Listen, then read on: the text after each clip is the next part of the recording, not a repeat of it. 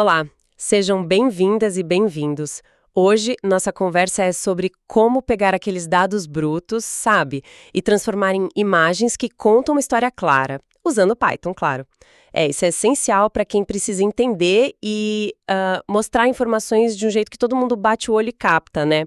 Então, a gente deu uma olhada em vários materiais, artigos, tutoriais da Asimov Academy, da Alura também, umas discussões bem interessantes no Reddit e até transcrições do YouTube. A ideia aqui é pegar o essencial, sabe? De como criar e ajustar os gráficos mais comuns com duas bibliotecas que são, tipo, as estrelas do show, Matplotlib e Seaborn. Vamos lá desvendar isso. Perfeito. E é muito bom lembrar que visualização não é só para deixar bonito, né? O foco é tornar a informação compreensível, acessível. Pensa bem, um gráfico sem título, sem rótulo nos eixos, é como um mapa sem nome de rua, sem legenda. Perde totalmente o propósito. E é aí que essas ferramentas ajudam demais. Certo. E começando pelo Matplotlib, que é meio que a fundação de tudo, né? A biblioteca principal para criar a maioria dos gráficos em Python, desde os 2D estáticos até coisas mais interativas. Exatamente, é o alicerce mesmo. E o mais importante, eu diria, é dar contexto, sabe? Usar setTitle para o título, setXLabel e setLabel para dizer o que cada eixo significa. Isso garante que qualquer pessoa que olhe para o gráfico entenda o que está sendo mostrado ali. E se tiver várias linhas ou várias categorias, o Legend adiciona a legenda. E dá até para escolher onde ela fica com lock. Sem esses detalhes, a história que o gráfico conta fica incompleta. Entendi, faz todo sentido. Então, pensando nisso, como a gente escolhe o gráfico certo para cada história? Vi nos materiais da Alura uns exemplos de tipo comparar vendas entre departamentos. Qual gráfico a gente usaria aí? Ótima pergunta! Olha, para fazer comparações diretas assim, entre categorias, os gráficos de barras, com plt.bar, são excelentes.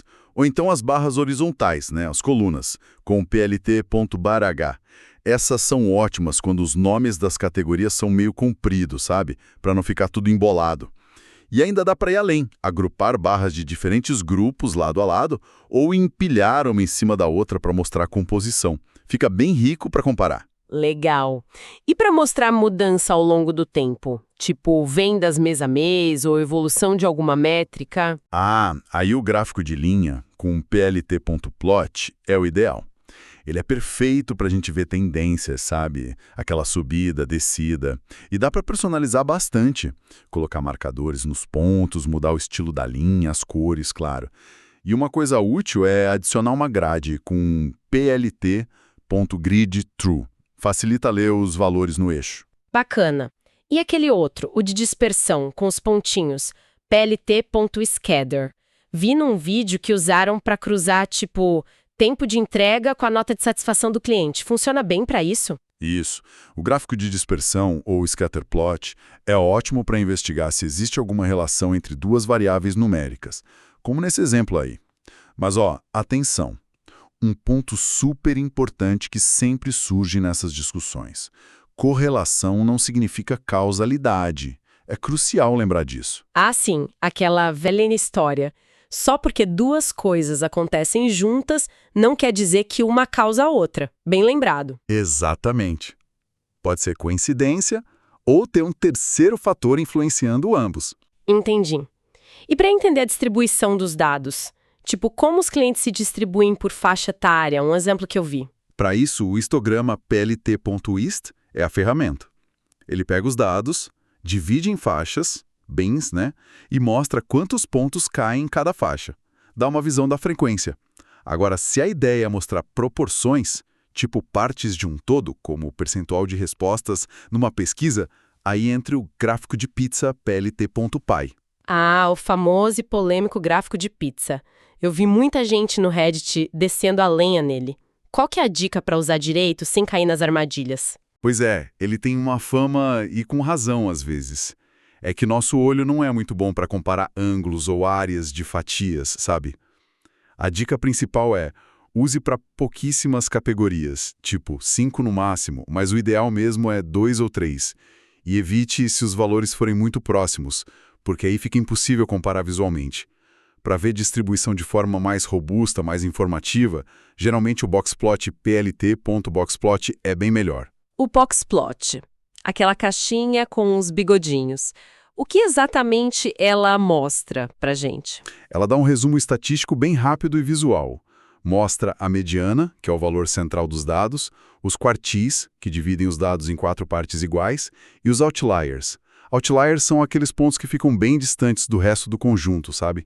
Então o boxplot ajuda a ver rapidinho a dispersão dos dados, se eles são mais concentrados ou espalhados e se tem alguma simetria. Certo, acho que cobrimos bem os tipos principais. E a parte de deixar o gráfico com a nossa cara, a personalização? Matplot dessa liberdade, né? Cores, por exemplo. Sim, total liberdade. O Matplot te dá controle granular. O argumento color funciona em quase todo tipo de gráfico. Você pode passar o nome da cor em inglês, tipo red, blue, ou usar códigos hexadecimais para ter a cor exatinha que você quer. Dá até para passar uma lista de cores se quiser cada barra de uma cor diferente, por exemplo.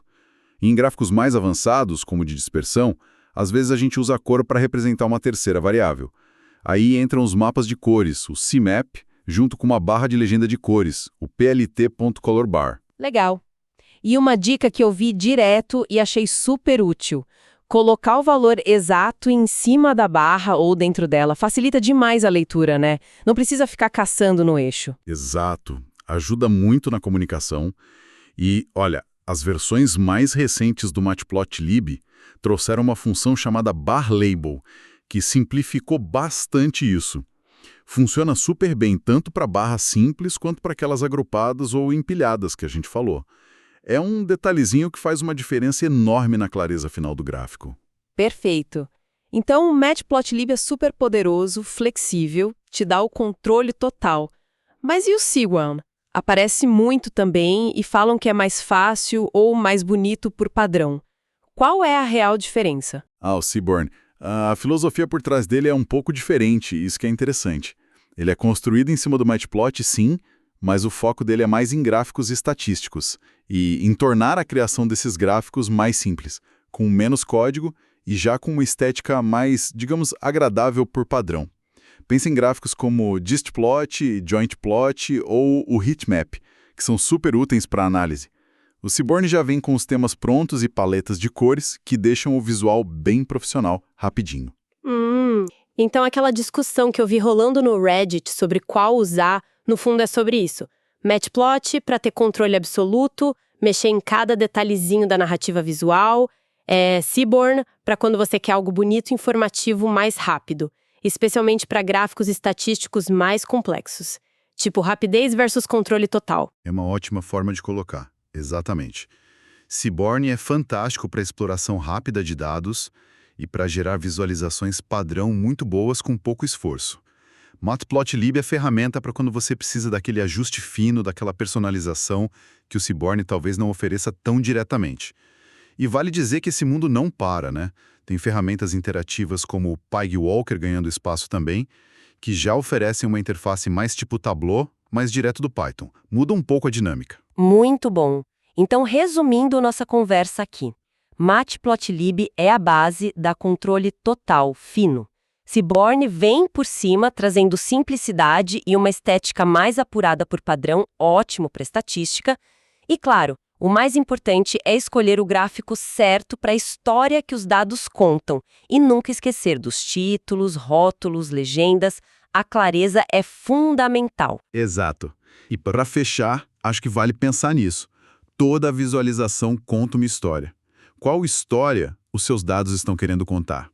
Escolher o gráfico certo é parte disso, mas apresentar essa história de forma honesta é igualmente crucial.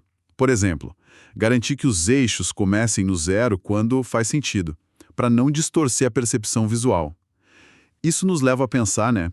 Que história visual, talvez ainda escondida, os dados de quem está nos ouvindo poderiam revelar. Deixe suas dúvidas nos comentários.